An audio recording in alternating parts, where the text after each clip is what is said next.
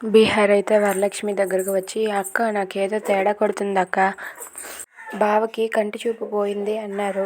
కానీ బావ కంటి చూపు పోయినట్లుగానే అస్సలు లేడు. తనకన్నీ కనిపిస్తున్నట్టుగానే ఉన్నాడు.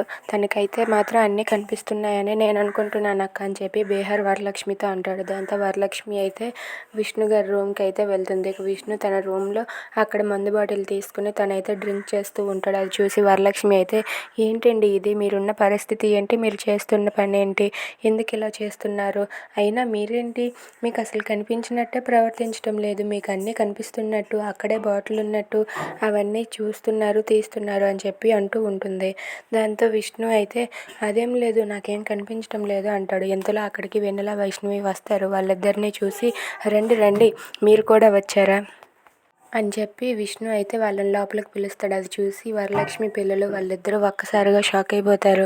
ఏంటి, పిల్లలు వచ్చినట్లుగా నాకే తెలియలేదు, మీకు ఎలా తెలిసింది, మీకు కనబడదు కదా అని చెప్పి వరలక్ష్మి విష్ణుని అడుగుతూ ఉంటుంది.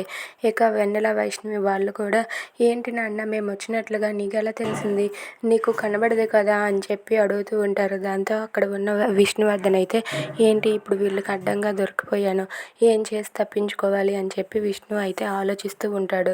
ఇక వరలక్ష్మి అయితే ఈయనకి కంటి చూపు నిజంగానే పోయిందా అని చెప్పి అనుకుంటూ ఉంటుంది. If you like this video please subscribe.